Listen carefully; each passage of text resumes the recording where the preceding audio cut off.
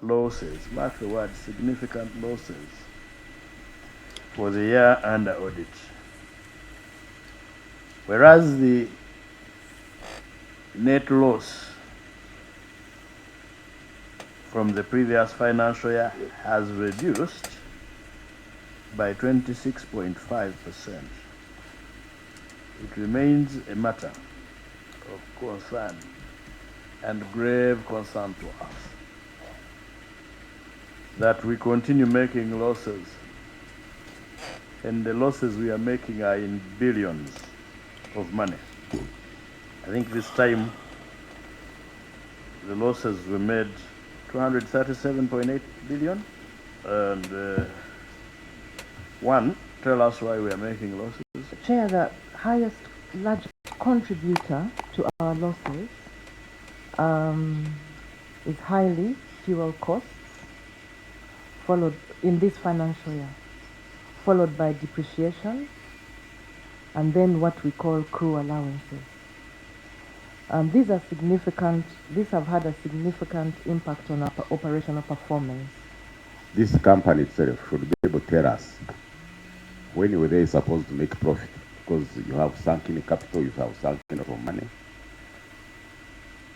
At what time were you supposed to make profit? Things we are doing internally, and which significantly brought down the cost, the losses, is we are working hard to manage our costs. We're renegotiating contracts.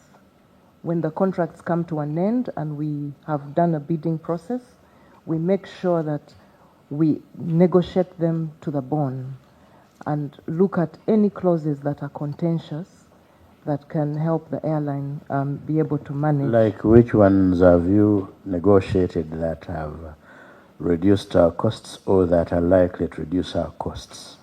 And here we're asking for particular terms and specifics.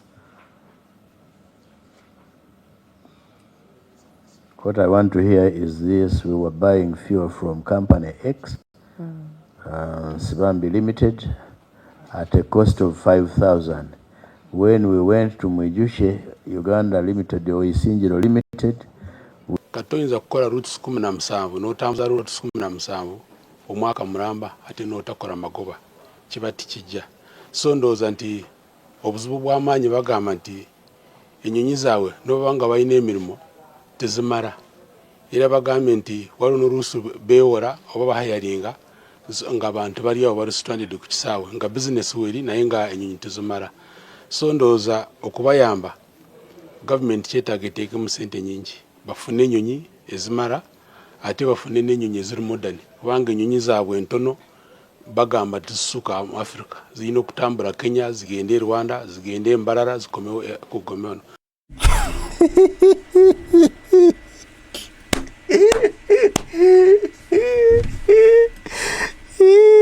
Mukama enyonyi bagula private jets nga zibagala bateekemu abantu zibe passenger gwe tezina kusuka Africa, zigenda Masaka, Mbalala, Mbale, Jinja, Kanungu nezikoma ku kisaawe Entebbe bakole taxi taxi y'ennyonyi, tutandike okutambulira mu taxi. Yes, nga bogende Masaka nga osasula nnyonyi ng'ekusuule Masaka, ate ne bajja kukola sente bakola taxi y'ennyonyi. Ebya Uganda bisesa. Amini yalekawo ennyonyi ziri ennene zirugogoma ez'abantu abasoba mu 100 nga bwe batuula. Okitegedde? Bano balina nnyonyi y'abantu 7.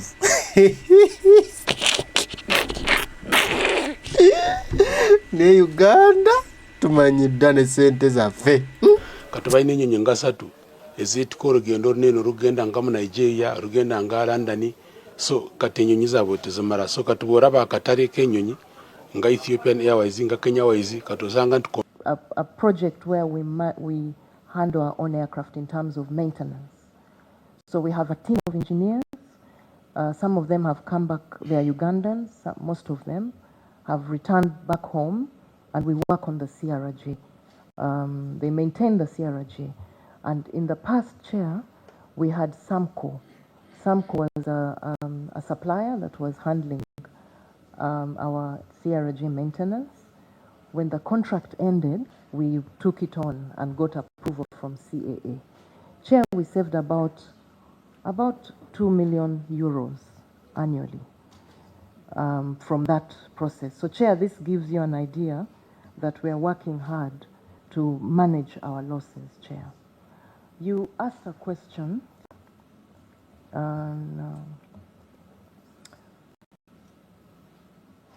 When do we expect to make profit? No, before that, You asked. yeah, yes, Honorable Kuzer asked that question. Why the losses? Why the losses? That I've explained in the costs. Now, the other yes, costs we tell have. me about the CRGs. Yes, sir. And their spares and maintenance. Yes, sir. What is the trouble with dealing with the manufacturer? And probably the people who negotiated the purchase. Yes, sir. Wouldn't we have catered for that in the negotiations? I mean, maintenance, supply of spares, and so on and so forth. Okay. Are there still a production of CRGs globally? Thank you, Honorable, for your question. To answer the last part, no. The CRG is no longer in production. Oh. And Bombardier sold to Mitsubishi. Everything to do with CRG. And indeed, you've asked an interesting question that, yes, we do have challenges with these spares. And the challenges come in the fact that the global market is undergoing supply chain challenges. Sometimes, Chair, we find that we don't have, those spare parts are not available because they are hoarded. And by the time you process the monies the price has gone up because someone else has picked it. Maybe, Chair, in addition, who was in charge? Because the records must be in office. Tell us from your records, who?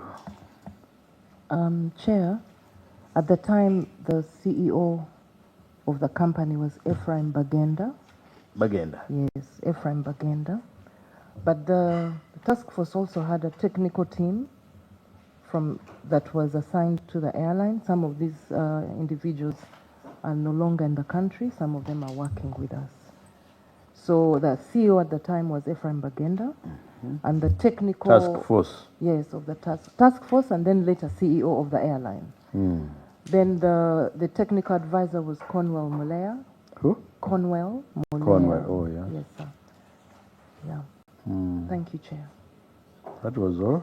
There were the other members of the task force. Chair, would have to get you a whole list. Please send us a list. So the CEO at the time was Ephraim Bagenda, and the technical. Zijukira, I'm just remembering. Johnson yalinga atudde mu kaco kano aka kosase nga akuba ebibuuzo bano aba Uganda Airlines ekintu kyali kilala ne batuuka n'okugaana alipoota okufuluma. Ono omukazi yalinga Eva akankanaye ng'aswetinga olw'ebibuuzo sinenye beyamukubanga.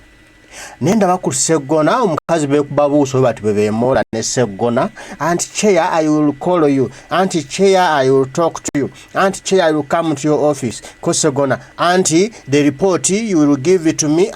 You access it through my office. Pakaddi. Bintu mbadde manyi no biri public mubikola ku lw'abannayuganda so sirwa seggona atudde mu office. Olwonzijukira buli obukadde bisatu babbibwa mu mmotoka. Kati wanozo banga waliwo ssente wayinza okuba nga waliwo ssente ezawanyisiza emikono. Kulaba buli kibuzo omuntu kyabuza nga kikambwe ennyo ng'omukazi atunuulyako seggona n'okulaba nga bakizemu omubali tategeerekeka. Naye gumanyi ssente obuwumbi n'obulindo bagulamu ennyonyi za Uganda nga tezikola ssente tezikola magoba bula ziri mu kifiiriza. Task force. Yes, of the task force, and then later CEO of the airline. Then the technical advisor was Conwell Mulea. Who? Conwell Mulea. Conwell. Ani agenda okuzigula kyetuvudde tusaba bannaffe abakola due diligence abazinoonya bajje batubuulireko bo baali balowooza kitwagala okufuna ebirowoozo byabwe tulowooza nti abamu baali technical batubuulireko lwaki baagula zino ezinaatera okuggwako. Ekirala gizikoma okukaddiwa n'okubeera ng'endabirira yaazo etambula bulungi olw'okuba SIPEYA talabika zikoma okubeera ez'obulabe.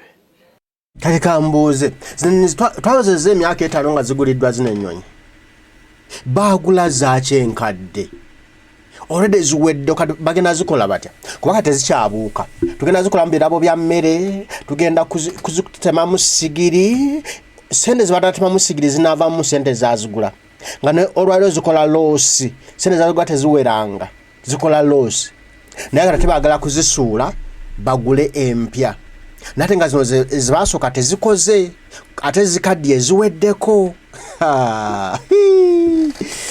kitange taata twaza musango kinaye okubanga sente z'Abannayuganda zina kwonooneka bwe zityo eva zina kufa bufi bwe zityo mu kyeki abaguze ennyonyi enkadde ezaggwako edda tezikyakirizibwa na kubuuka meaning soon zigenda kugubwa mu mpewo okitegedde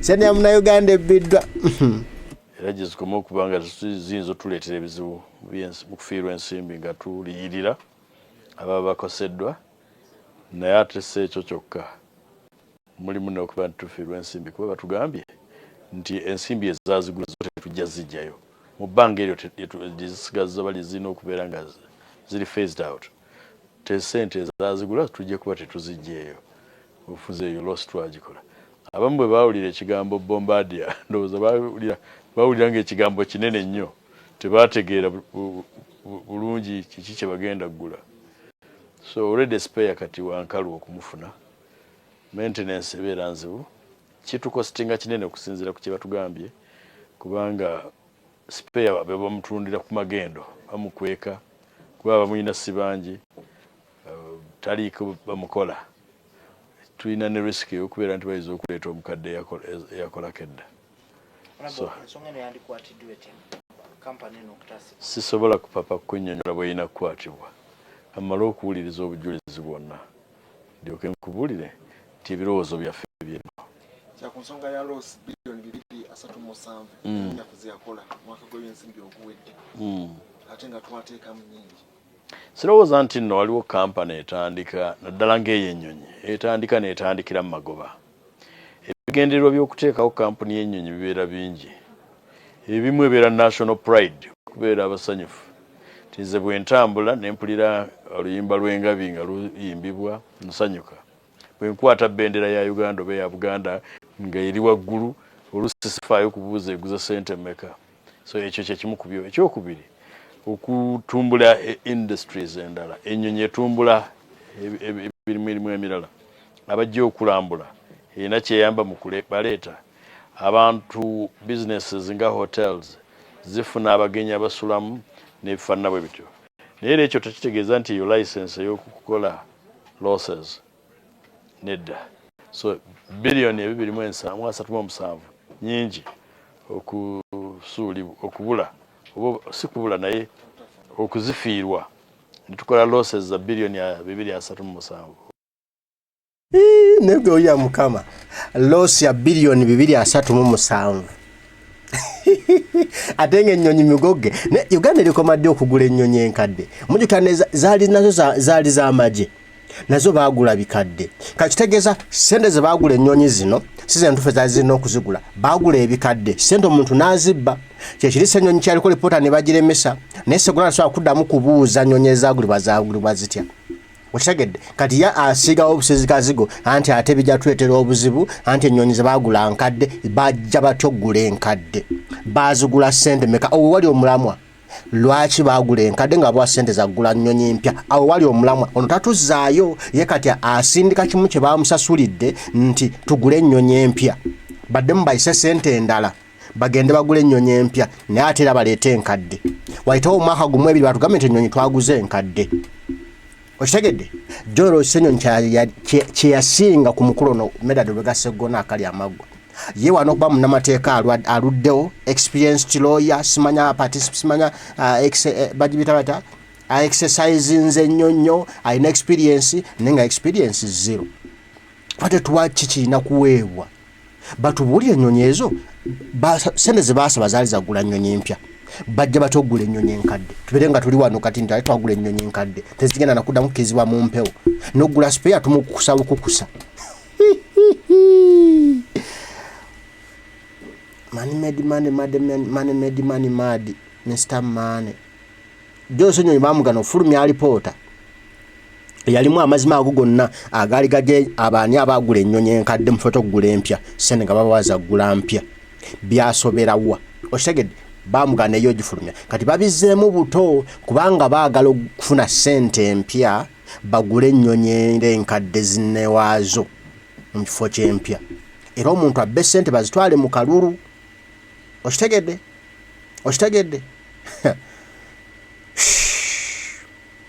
Ayo nzikiriza nti abasajja baludde mu politics for 20 years 15 years 10 years bawummule kubanga baba entegera yaba yagenda babo kati balowooza ku bukadde bwabwe how am I going to retire bwe bampayo ebisatu bampayo ekikumi nga nteeka wano ng'ensonga nvumvubika nga nzibuzaabuza kubanga banzikiririzaamu nedda bawummule tebayinza kutuwa kye twetaaga nga bannayuganda twetaaga mazima mugula mutya ennyonyi enkadde n'ebeera nga bya bulijjo ate tezinana SIPEYA zigenda na kugobebwa mu bbanga kubanga bigenda kutta abantu ate tuyiwe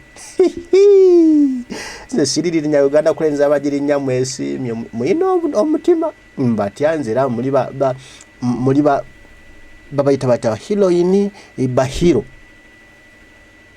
muli b'amaanyi okugula tiketi ya Uganda airline ennyonyi netera okwamatuka mu bbanga egwerwa bukadde